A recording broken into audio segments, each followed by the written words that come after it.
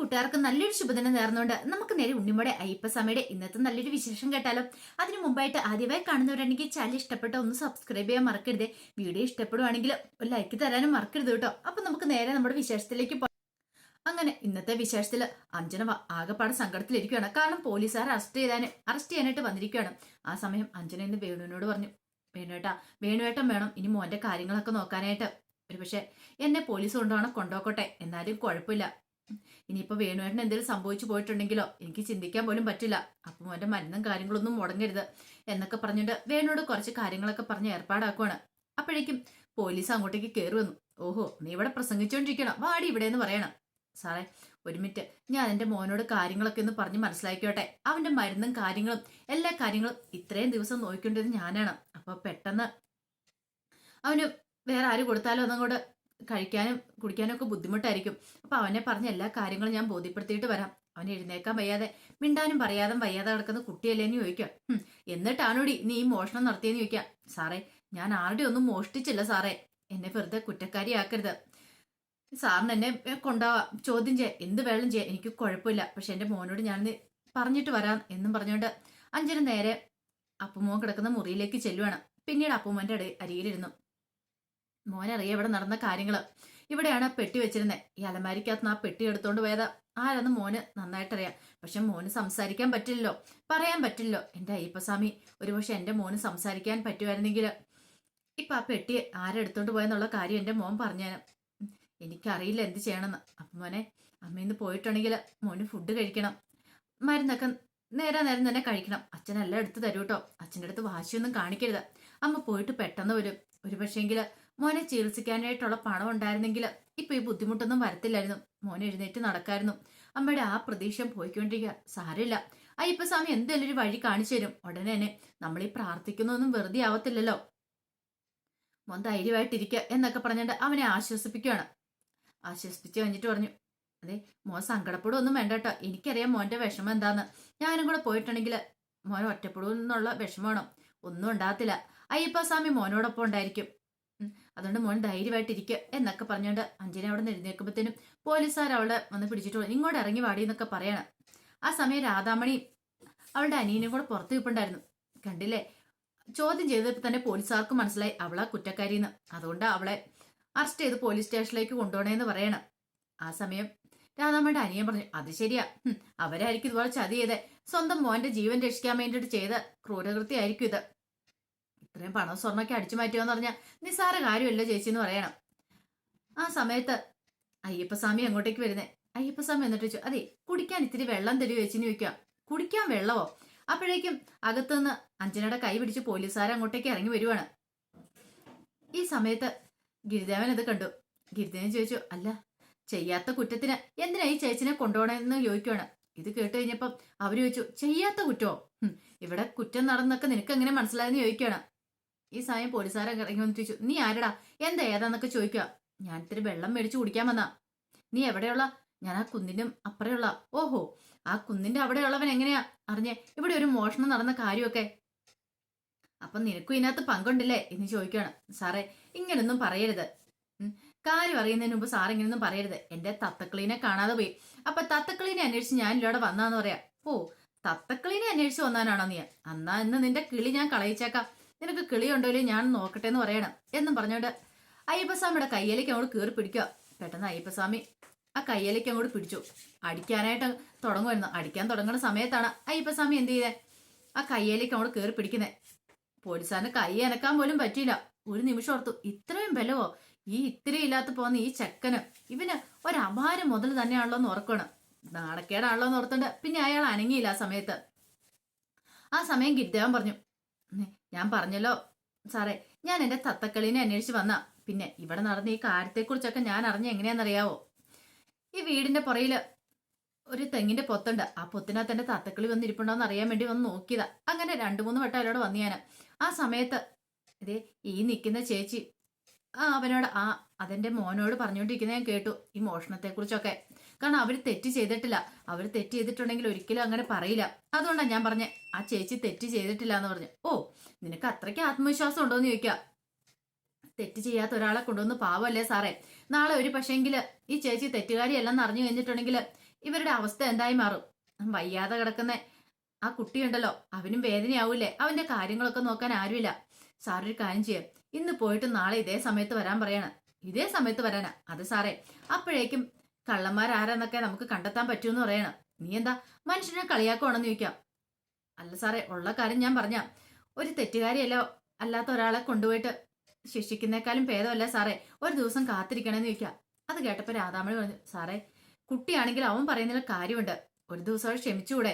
നാളെ നമുക്ക് വന്ന് നോക്കാം. നാളെ കിട്ടിയില്ലെങ്കിൽ എന്തെങ്കിലും നടപടി എടുത്താൽ പോരേന്ന് ചോദിക്കണം.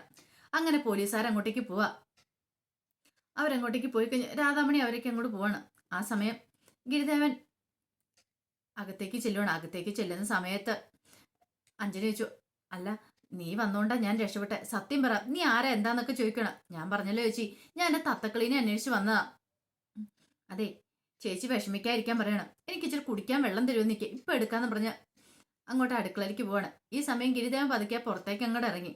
അങ്ങനെ മോരും വെള്ളം എടുക്കണ സമയത്ത് വേണു വന്നിട്ട് പറഞ്ഞു, കൃത്യസമയത്ത് തന്നെ ആ കുട്ടി വന്നേ, ഇല്ലായിരുന്നെങ്കിലോ നിന്നെ ഇപ്പൊ പോലീസുകാർ കൊണ്ടുപോയില്ലായിരുന്നു ചോദിക്കാം.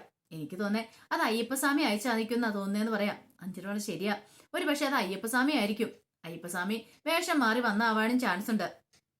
എന്റെ വേദനയും വിഷമവും കണ്ടിട്ട് അയ്യപ്പസ്വാമിക്ക് സഹിച്ചിട്ടുണ്ടായിരിക്കില്ലെന്ന് പറയാം. അവൻ വന്നുകൊണ്ട് നമ്മള് കൃത്യമായിട്ട് രക്ഷപ്പെട്ടല്ലേന്ന് ചോദിക്കാണ്.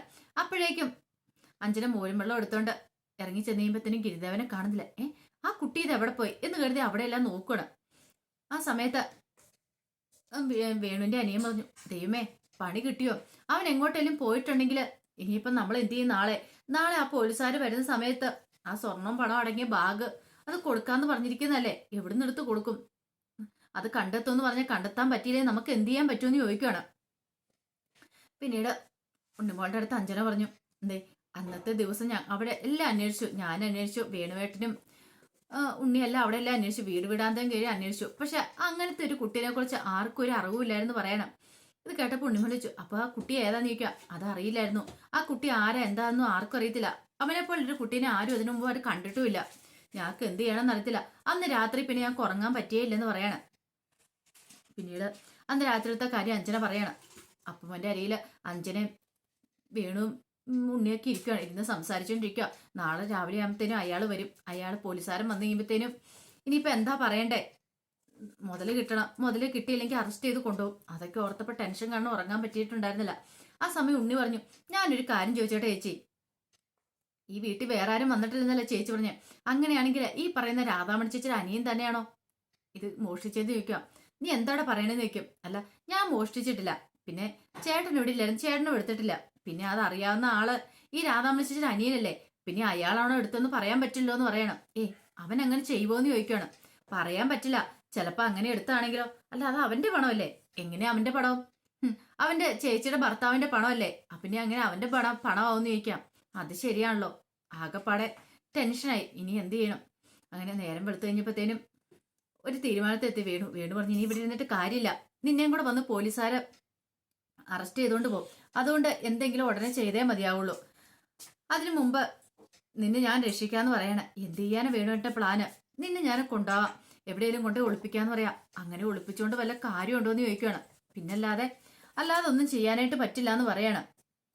എന്തെങ്കിലും ഉടനെ ചെയ്തില്ലെങ്കിൽ അതിനുള്ള പണി കിട്ടുമെന്ന് പറയാണ്. നിന്നെ കൊണ്ടുപോയി ഒളിപ്പിച്ചില്ലേ പോലീസുകാർ വരുമ്പം നിന്നെ അറസ്റ്റ് ചെയ്തുകൊണ്ട് പോയില്ലേ? പിന്നെ അപ്പുമോൻ ആരാ ഉള്ളേ? ഒരു പക്ഷെ പോലീസുകാർക്ക് ചിലപ്പോൾ കണ്ടെത്താനായിട്ട് പറ്റുമായിരിക്കും. ഈ 2 ദിവസത്തിനുള്ളിൽ തന്നെ അവര് കണ്ടെത്തുമായിരിക്കും. ഇനി ആ ചെക്കനെ കണ്ടുമില്ലല്ലോ, അവര് കണ്ടെത്തട്ടെ എന്ന് പറയണം. അങ്ങനെ അവളുടെ കയ്യെ പിടിച്ചുകൊണ്ട് അങ്ങോട്ട് പോകാനായിട്ട് തുടങ്ങുമ്പോഴത്തേനുമാണ് പോലീസുകാർ അങ്ങോട്ട് കയറി വരുന്നത്. എങ്ങോട്ടാ എന്ന് ചോദിക്കണം. ഒന്നുമില്ല സാറേ എന്ന് പറയാണ്. ആ ചെക്കൻ എന്തെന്ന് ചോദിക്കണം. ഇത് കേട്ടത് ഉണ്ണി പറഞ്ഞു, ആ ചെക്കൻ എവിടെയാന്ന് അറിയത്തില്ല, നിങ്ങളോടല്ലേ പറഞ്ഞേ ആ ചെക്കൻ പെട്ടി കൊണ്ടു തരുന്നത്, ഞങ്ങളോടല്ലോ എന്ന് പറയണം. ഇത് കേട്ട് കഴിഞ്ഞപ്പോഴത്തേനും പോലീസുകാർ തറുതല പറയുന്നോടാന്ന് ചോദിക്കണം.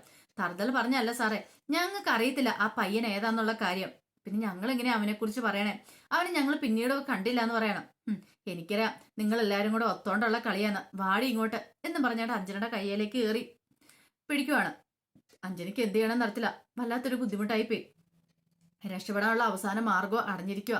അങ്ങനെ കയ്യെ പിടിച്ചുകൊണ്ട് അങ്ങോട്ട് ഇറങ്ങാൻ തുടങ്ങുമ്പോഴത്തേനും ആ കാഴ്ച കാണുന്നേ നോക്കിയപ്പോ ആ കട്ടിലിന്റെ അവിടെ ആ സൈഡിലായിട്ട് ആ പെട്ടിയിരിക്കുന്നു. ഇതെങ്ങ് നോക്കുക, അത് ആ പെട്ടിയല്ലേന്ന് ചോദിക്കുകയാണ്. പെട്ടെന്ന് പോലീസുകാർ ആ പെട്ടി എടുത്ത് തുറന്നു നോക്കി. അതിനകത്ത് ആ സ്വർണവും പണവും ഉണ്ടായിരുന്നു. ഓഹോ, അപ്പൊ ഇന്നലെ ഇവിടെ മൊത്തം ഞങ്ങൾ അന്വേഷിച്ചിട്ട് കണ്ടില്ല.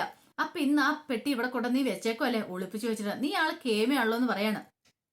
സാറേ, ഞാൻ ആ പെട്ടി എടുത്തിട്ടില്ല, ഞാൻ കണ്ടിട്ടും കൂടെ ഇല്ല, ഇപ്പഴാ കാണുന്ന പറയാ. വേണ്ട വേണ്ട, അധികം കള്ളത്തരൊന്നും പറയണ്ട. ഇങ്ങോട്ട് വരാൻ പറഞ്ഞ് കയ്യെ പിടിച്ച് വലിച്ചോണ്ട് അങ്ങോട്ട് പോവാണ്. ആ സമയത്ത് അയ്യപ്പസ്വാമി അങ്ങോട്ട് കയറി വരുവാണ്.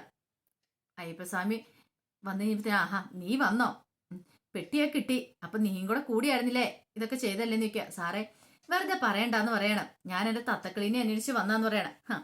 നിന്റെ തത്തക്കളീനെ ഇതിലായിട്ടും കിട്ടിയില്ലേടാ. നീ ഒരു കാര്യം ചെയ്യാം, തത്തക്കളീനെ നമുക്കിനി അവിടെ ചെന്നിട്ട് അന്വേഷിക്കാം, നീയും കൂടെ പോരാൻ പറയാണ്. ഇത് കേട്ടതും ഗിരിജാൻ പറഞ്ഞു, അതെ ആ ചേച്ചിനെ അങ്ങോട്ട് വിട്ടേരെ, ആ ചേച്ചി ഒരു തെറ്റും ചെയ്തിട്ടില്ല, ആ പെട്ടി അവിടെ കൊണ്ടുവച്ച ഞാനാന്ന് പറയണം. നീയോ? അതെ ഞാനാ കൊണ്ടുവച്ചേ. സത്യം പറയടാ, എന്താ സംഭവിച്ചെന്ന് ചോദിക്കാം. സാറേ, ഞാനേ തത്തക്കളിനെ അന്വേഷിച്ച് നടന്നപ്പോ ആ പറമ്പിലിരുന്ന് കിട്ടിയതാ ആ പെട്ടി ഞാൻ കൊണ്ടുപോയി വെച്ചാന്ന് പറയാം. കള്ളത്തരം പറയുന്നോടാന്ന് ചോദിക്കാം. പിന്നെ ഞാൻ എടുത്തോണ്ട് പോകാൻ തുടങ്ങിയതാ. പിന്നെ എന്താ സംഭവിച്ചെന്ന് വെച്ചാ, ആ ചേച്ചിയുടെ കരച്ചിലും പറച്ചിലും ഒക്കെ ആയി കഴിഞ്ഞപ്പോഴത്തേനും എനിക്ക് സഹിക്കാൻ പറ്റിയില്ല. ആ മോനോട് പറയുന്ന കേട്ടിട്ട് എനിക്ക് സങ്കടം സഹിക്കാൻ പറ്റിയില്ല. അതുകൊണ്ടാണ് ഞാൻ പെട്ടി അവിടെ കൊണ്ടുപോയി വെച്ചേ.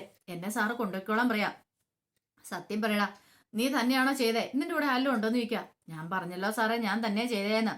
അപ്പോഴേക്ക് രാധാമണി അവിടെ നിൽക്കുന്നുണ്ടായിരുന്നു. രാധാമണി അടുത്ത് ചെന്നിട്ട് ഗിരിദേവൻ പറഞ്ഞു, അല്ല ചേച്ചി വരുന്നില്ലേ കൂടെ എന്ന് ചോദിക്കുക. അതെന്താ? അല്ല അല്ലാതെ ഇത്രയും പണവും സ്വർണ്ണവും വീട്ടിൽ സൂക്ഷിക്കാൻ പറ്റിയ അറിയാവുന്ന കാര്യല്ലേ ചേച്ചിക്ക്. അപ്പൊ ചേച്ചീനെയും കൂടെ കൊണ്ടുപോകണ്ടേന്ന് ചോദിക്കാണ്. ചേച്ചിയും കൂടെ ഇതിനകത്ത് പങ്കാളിയല്ലേന്ന് ചോദിക്കും. ഇത്രയും പണവും സ്വർണ്ണം ഒരു കാരണവശാലും ഒരു വീട്ടിൽ സൂക്ഷിക്കാനുള്ള പെർമിഷൻ ഒന്നും ആർക്കില്ല എന്ന് പറയണം. ഇത് കേട്ടപ്പോ എന്ത് ചെയ്യണമെന്ന് അറിയില്ലാതെ രാധാമണി നിൽക്കുകയാണ്. അപ്പൊ അതിന്റെ വിശേഷങ്ങളൊക്കെ എന്ന് കണ്ടത്. ഇതിന്റെ ബാക്കി വിശേഷങ്ങളുമായിട്ട് വൈകുന്നേരത്തെ പ്രമോയി വരാട്ടോ. ഒരിക്കൽ കൂടി എല്ലാവർക്കും നല്ലൊരു ദിവസം ആശംസിച്ചു നിർത്തുന്നത്.